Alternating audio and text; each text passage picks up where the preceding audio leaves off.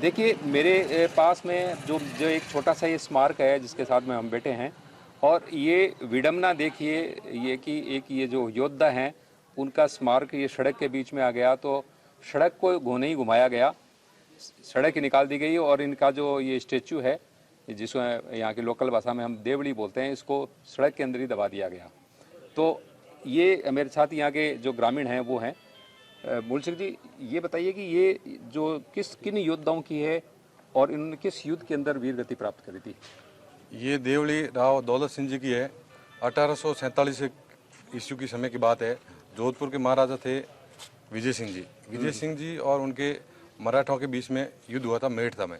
तो मेड़ता में युद्ध हुआ तो हमारे यहाँ देवराज प्रगने से राव दौलत सिंह जी ने नेतृत्व किया था। यहाँ से सामंत हुआ करते थे। तो इनके साथ में चारदेव वंश के भी थे, केतु के भी थे, 4-5 और साथ में थे। तो इन्होंने यहाँ से नेतृत्व किया था और वहाँ मेड़ता के युद्ध में ये काम आए थे, मेड़ता में मराठों से लड़ते हुए। तो ये इतिहास में जानकारी मिलती है कि वहाँ मराठों ने पहली बार तलवारों की जगह तोपों का इस्तेमाल किया था। तो इनके राव दौलत सिंह जी के 84 घाव शरीर पे 84 घाव लगे थे, और वो वहाँ पे हुए राव दौलत सिंह जी और उनके 4-5 साथी काम आ गए थे।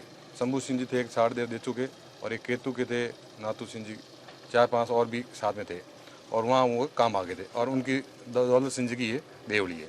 तो आपने एक बार जो सम्मत बताया था वो दोबारा बताना। 1847 1847 विक्रम सम्मत 1847 के अंदर जोधपुर की जो सेना है उनके और मराठों के बीच में युद्ध हुआ था। और उस समय जोधपुर के अंदर जो महाराजा थे वो विजय सिंह जी थे, और मराठों की तरफ से कौन आया था ये भी हम इतिहास के अंदर आपको देख कर बताएंगे कि मराठाओं का सेनापति कोई था या कोई पेशवा थे। मराठा के फ्रांसी सेनापति था डिबोई। हैं? मराठा का फ्रांसी सेनापति था। अच्छा, डिबोइन। हाँ। अच्छा, ये उसकी युद्ध की बात है क्या? उस युद्ध की जिसके बात। अंदर आसोप वाले भी थे। हाँ, आसोप वाले सही हाँ, है। हाँ, हाँ। तो इस युद्ध के बारे में हमने आपको एक जानकारी दी हुई है पहले भी, जो ठाकुर साहब थे वहाँ के आसोप के, जिन्होंने तलवारों से डिबोइन की तोप काट दी थी। तो हम उस युद्ध के बारे में आपको और भी विस्तृत जानकारी देंगे, पूरी प्रमाणिक ऐतिहासिक जो इतिहास के संदर्भ देकर के आपको जानकारी देंगे। और उसी युद्ध के अंदर ये दौलत सिंह जी ने अपने प्राणों का बलिदान दिया था जोधपुर रियासत के लिए। तो ये इनका जो स्मारक है, और ये तो ठीक है कि हमारा सौभाग्य है कि कम से कम ये इतना स्मारक बचा हुआ है।